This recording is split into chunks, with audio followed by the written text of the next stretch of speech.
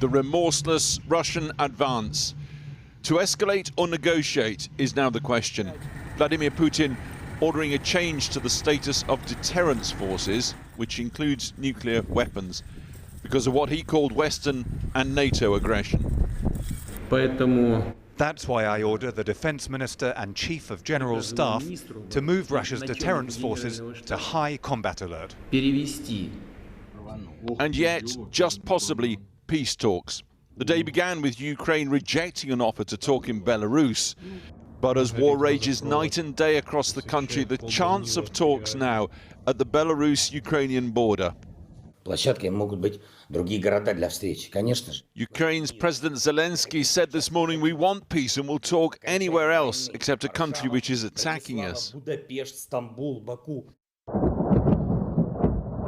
Ukraine's second city, Kharkiv, overnight, the rolling thunder of multiple missile strikes. Vladimir Putin wants to destroy Ukraine's identity. In reality, he's promoting it. Russian troops on foot in Kharkiv, using armoured vehicles for cover. And here's why. Ukrainian ground forces, they pretty much only have ground forces, engaging Russians with rocket-propelled grenades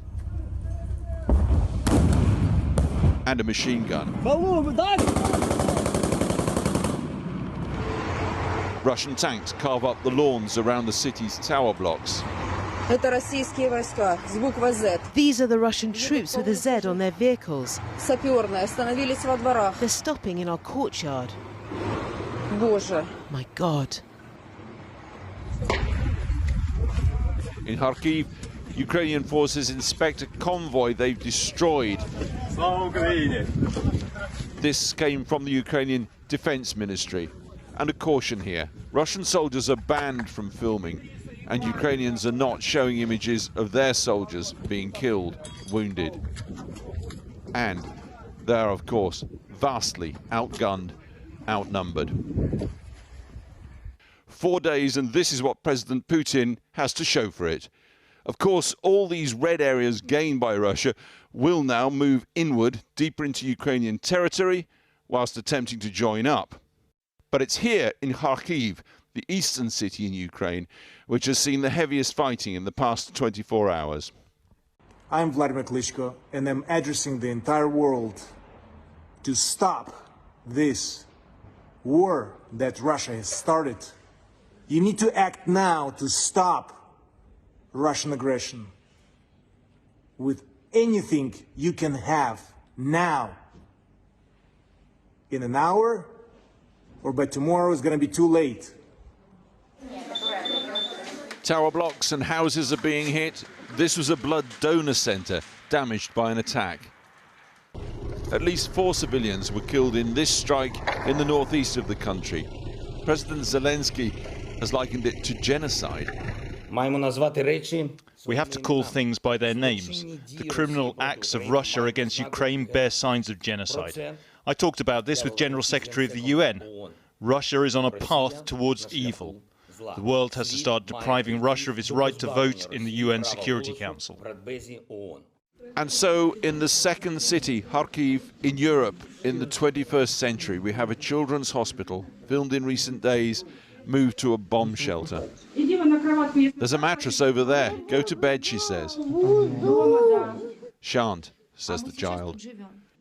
Facilities in here range from the non-existent to primitive.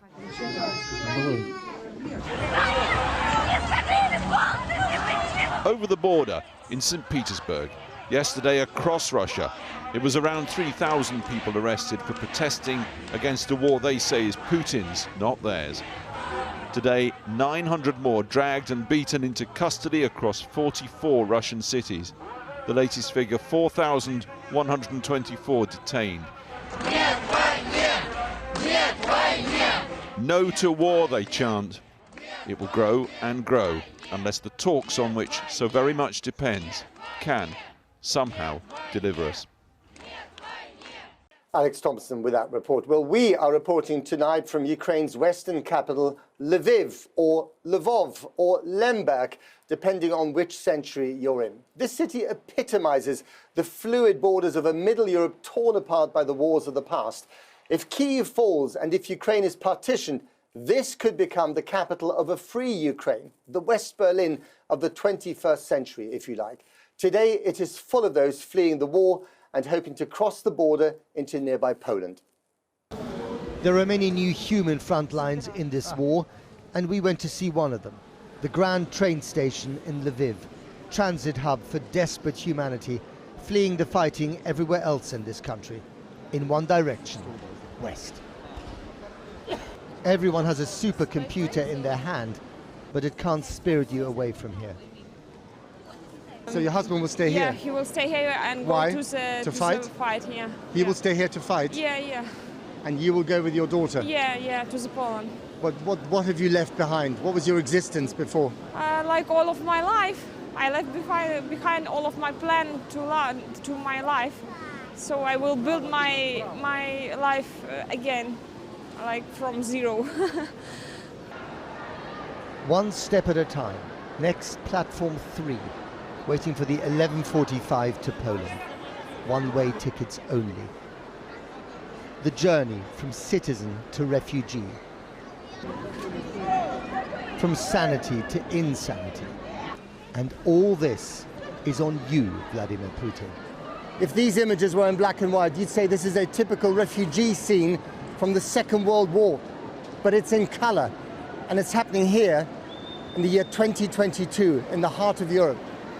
And when all the time my colleagues were worried, international colleagues, about me and asking, maybe you should not go to Ukraine, something can happen. I was, no guys, this is not possible.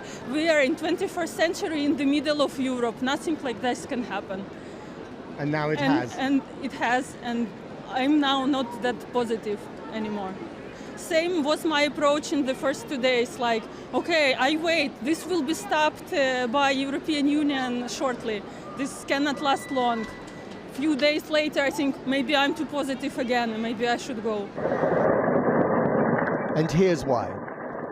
Crossfire on the streets of the capital. No one wants to be caught up in this. Or the oil depot on the outskirts of Kyiv, now a ball of fire spewing toxic fumes. Depriving the Ukrainians of fuel is essential if Moscow wants to conquer a city showing remarkable resilience. Before we left Kyiv, we bumped into Sviatoslav Jurash, Ukraine's youngest member of parliament, with the latest must-have accessory. They were essentially giving us the guns, option to have the guns if we want to protect ourselves. And what kind of gun is it? That's AKM-74. Have you used it before? I had some run-ins, but I'm not exactly experienced. But this is a skill you learn fast when you need to protect your life.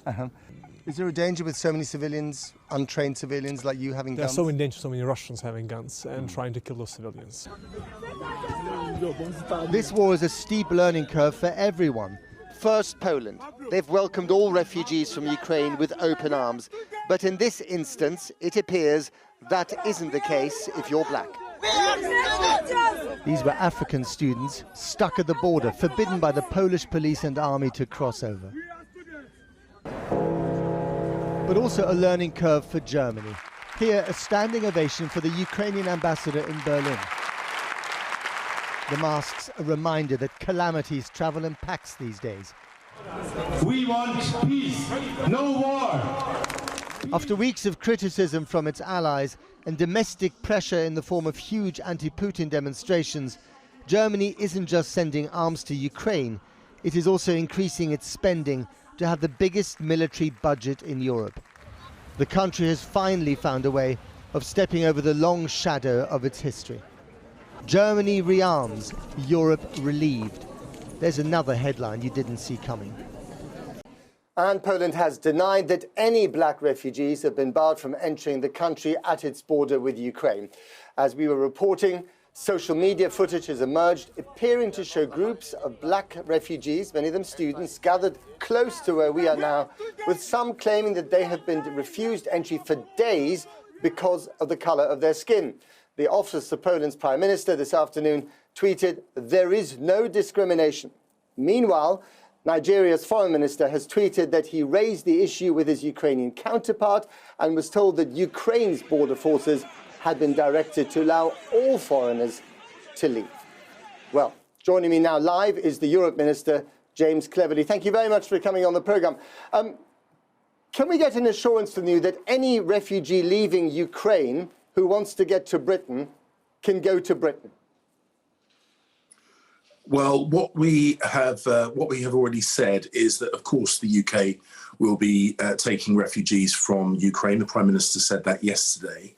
And also what the Ukrainian ambassador said, I think, in an interview this morning, is that the most immediate need, of course, is for places like Poland and other countries bordering Ukraine to get support from the international community to look after the refugees which are crossing into their borders. We've already announced a £100 million humanitarian support package. We, of course, will look at what more we can do to support both refugees and the countries that are currently hosting them. Right. But, I mean, Poland could fill up quite quickly if they come across in the numbers predicted. If they then want to go to Britain, would you facilitate that without any questions asked? So, look, I to repeat the answer I've just given. The Prime Minister has said, of course, the UK will host refugees. Of course we will. We're an incredibly generous nation. But the immediate challenge is the thousands of refugees in those countries bordering Ukraine. That's the challenge that we see in the here and now. That's the challenge that we need to support. And that's why we've already committed £100 million of humanitarian support. And of course, we will look at what more we need to do to support those refugees and the countries that are hosting them. Right. But this is really about waiving the visa requirements, which other European countries have done. Will you do the same? Will you stop any visa requirements for Ukrainians?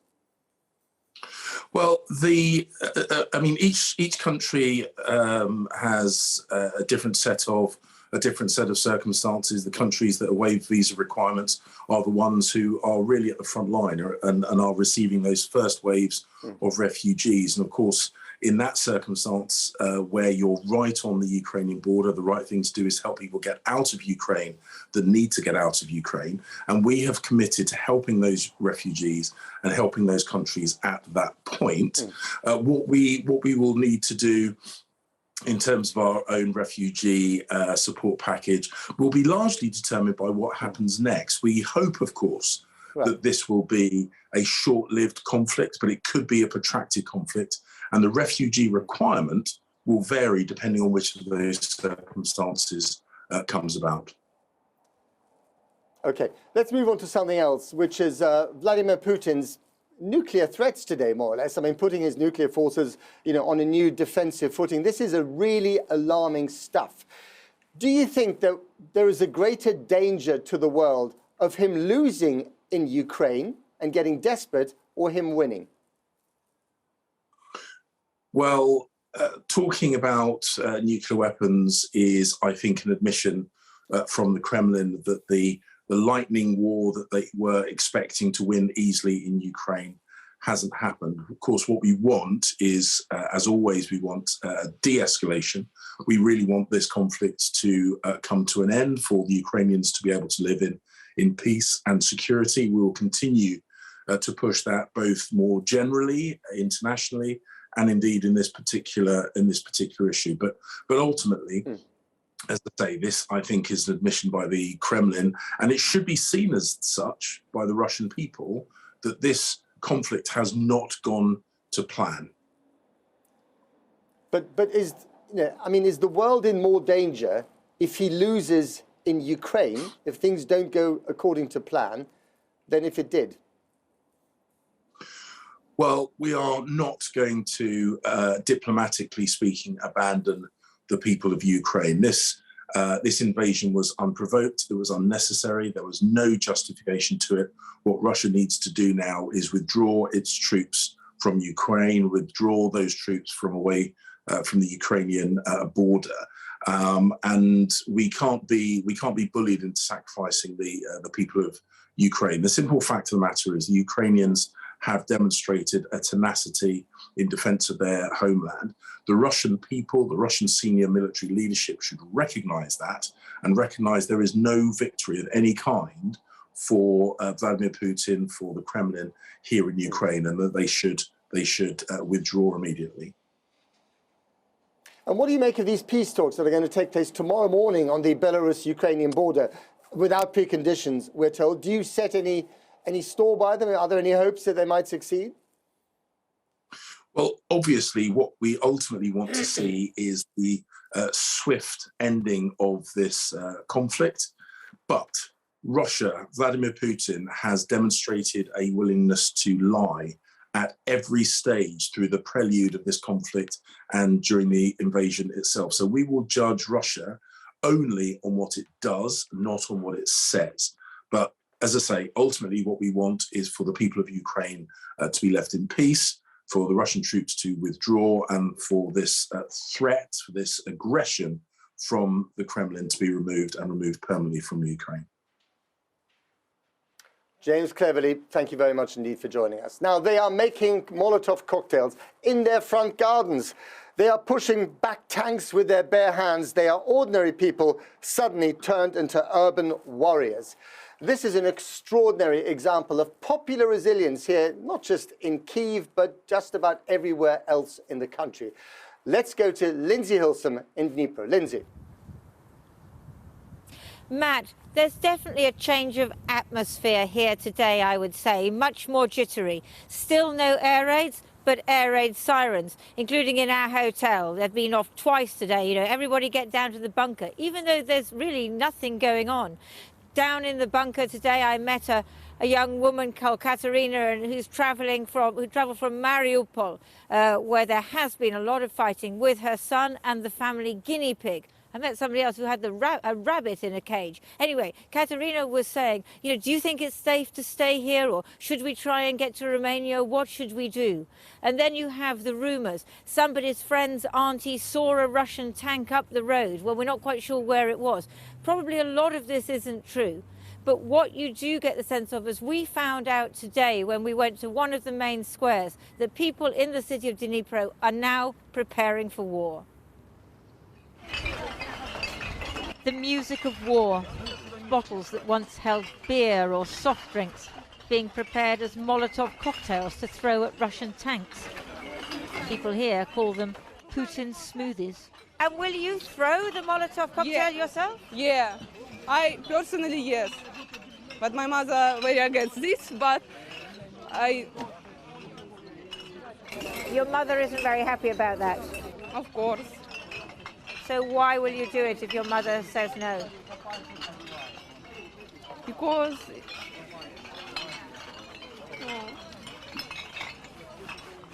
it's emotional, especially for young people who just last week were thinking of maybe getting married or studying in Europe, having a normal life. Like 24-year-old Maria, hoping to succeed as an artist. It's my country, it's my city, it's my people, and it hurts when another country try to throw it away from us. And I don't want to run, I don't scared, I feel only angry. She might be at a jumble sale trying on a shirt for size, but it'll be torn up to use as a rag in a Molotov bottle, along with smashed up polystyrene, some of which came from the walls of the music studio that Maxime recently built. Could you ever have imagined being in this situation? No, but look, I must say that our generation, we were like smiling after we heard some war stories about the grandfathers that fight Nazism. Like it was like tales or something, and smiled. But now we are there. We are like our grandfathers. Is your generation up to it? Yes, yes. And I must say the next thing. If Putin had thought that he can conquer us, he mistaken big time. President Putin's pretense that he's defending Ukraine's Russian speakers has been turned on its head. Nobody in Ukrainian won't speak Russian anymore, because this language is language of our enemy. The people of Dnipro are collecting medical supplies and anything else that might be useful for the troops and volunteer defence forces. Water as well. The prospect of war has united this city, but the reality may yet spawn cruelty and division. Now that's what in Britain we like to call the Blitz spirit. But you know, there's a dark side to this as well.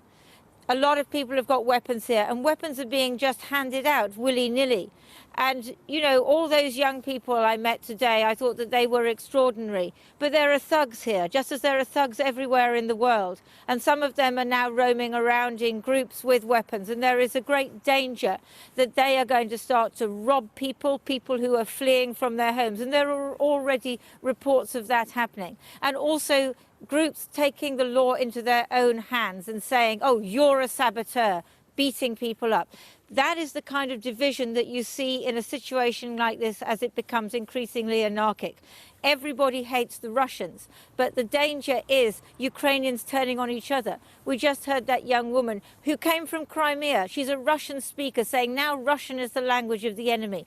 What about if you speak Russian in the street? What are some of those thugs going to do? So there is a huge danger here, not just from Russia, but from the divisions and the cruelty that war creates. Lindsay Hilsum, thank you so much. Well, we're joined now by the Ukrainian MP Yaroslav Zeleniak, who's been supporting troops out on the streets of Kyiv. Thank you very much for coming on the programme. And I noticed that you, like so many of your colleagues, have a gun next to you. Have you been using it at all? No, thanks to God, I have not used it during the war. But unfortunately, I just come back from the basement because we have the bombing alarm and there was some jets on the sky. As we after that get know, it was Ukrainian jets, but also we have this alarm. Look, I want to just follow your colleague speech. I'm from Mariupol. It is one of the most eastern city in Ukraine. I'm a Russian speaker. My family speaks Russian. Every time when I'm not official in the parliament, I speak Russian. And yesterday, I have visited a lot of checkpoints with our soldiers, and I speak with them in Russian. Nobody in Ukraine, if you will be in the west or western part of Ukraine, in the central part of Ukraine, or eastern part of Ukraine, never, and even now, will say you something wrong or something bad if you speak Russian. There is no language problem in Ukraine. There is zero problem with Russia. I could say it because I'm always speaks just Russian. At least I'm in the parliament making my speech or on the Ukrainian TV.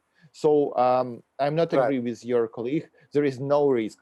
Every day, every time you could speak in Ukraine, what language you like. If you speak Ukrainian, Ukrainian, and everyone understands you. If you speak Russian, you speak Russian. Let me just briefly ask you about this particular issue. Do you think one of the reasons why perhaps Russian soldiers are not fighting as hard as they could be is because ultimately they regard Ukrainians as their brethren? I think they are not fighting for something. Look, we have seen these guys from Russia and from Belarus. They are very young. They have born in 2002, 2003. And they live there, even mobile phone in Russia, and they think that they go not to war, they go to some teaching of war on our country, and that's why. And at the same time, Ukrainian soldiers, they are protecting their land. We have not any other country. All right, let me ask you about these peace talks tomorrow morning on the Belarus border. How many hopes do you hold out for these talks, if they are indeed peace talks?